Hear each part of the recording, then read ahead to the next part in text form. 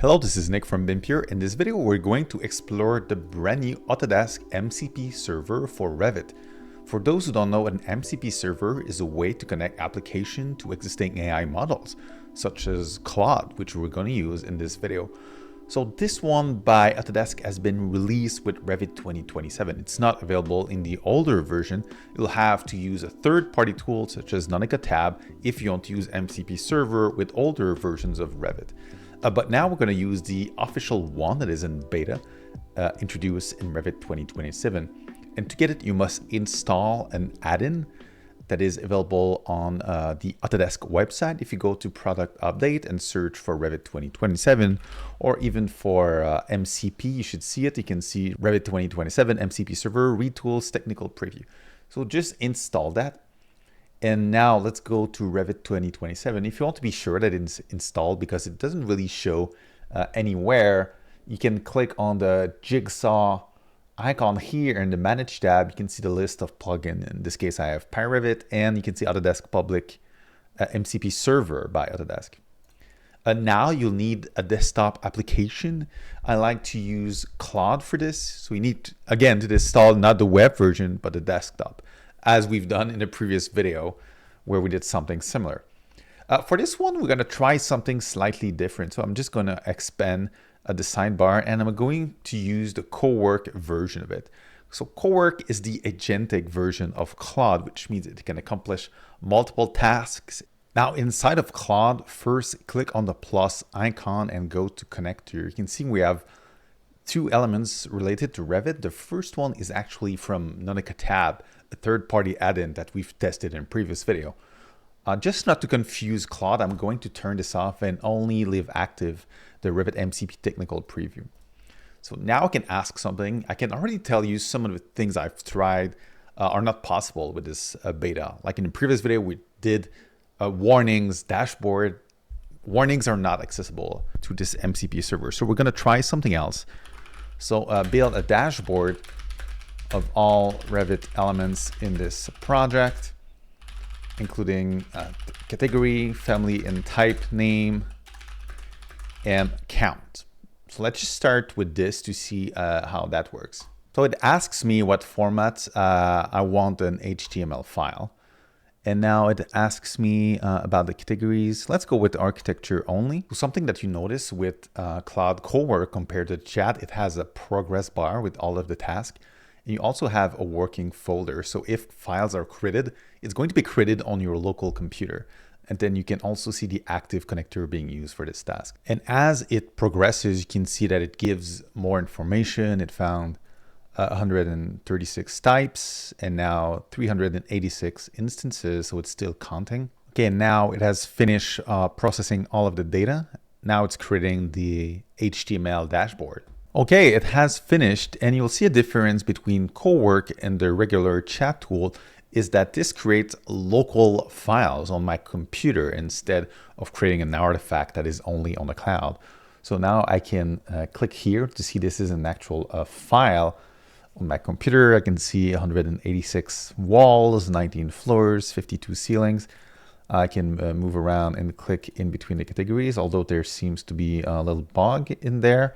So that's something we can ask to fix. I could copy these bugs and say, fix these.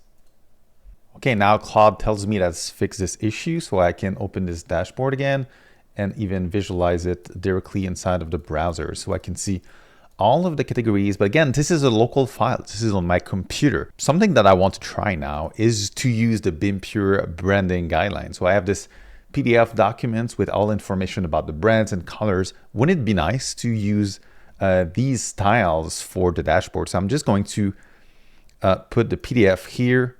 And once it is there, I will say, modify the dashboard to fit BIM Pure style.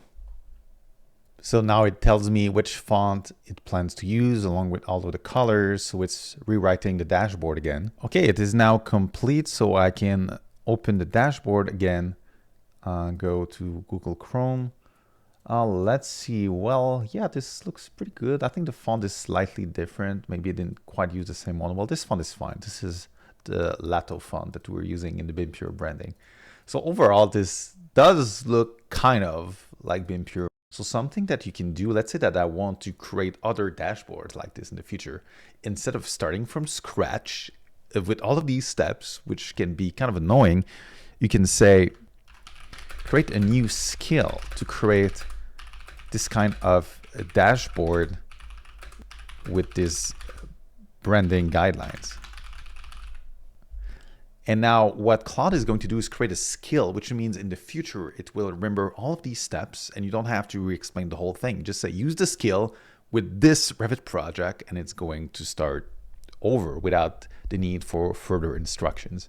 Something that you might notice at some point is that you get close to the session limit of tokens. So I'm on the $30 a month plan for Claude, but when using the Cowork mode, it takes a lot of token. So eventually I might be forced to upgrade to a plan that has more token, but that is more expensive. So you got to be careful with that. Okay, now it has finished writing this skill. It is actually a point skill file, or you can simply go here and click on the save button, and it's going to be added to my list of skills. So I can see all of the skills. I have BIM Pure Revit dashboard along with a description, and we can see the entire thing and all the procedure to use this. Okay, and now I'm once again in the Cowork mode. I click on the plus, I ensure that Revit MCP is active, and I have a brand new project. I'm going to try this skill on this project. I can go to skill, I can see my BIM Pure Revit dashboard. So I'll just add the skill to the chat and create a dashboard for this project. And that's it, no further instructions needed.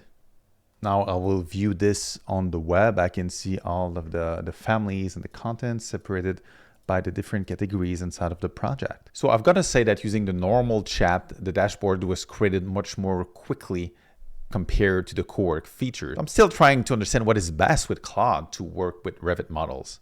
My conclusion about the Revit MCP server is that currently the Nonica tab version of it is a better solution, as it works with all Revit versions, and it has more features such as warnings and even writing some elements with the paid version of it.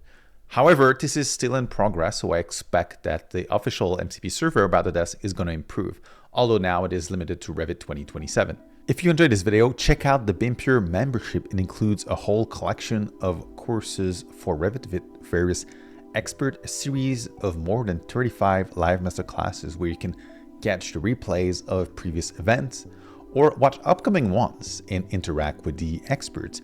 It also includes our collection of Revit families, including casework, door and windows, along with our pro template, and even our BIM Pure plugin. And we add videos on a regular basis about multiple topics, including AI in Revit and BIM. So join now at bimpure.com.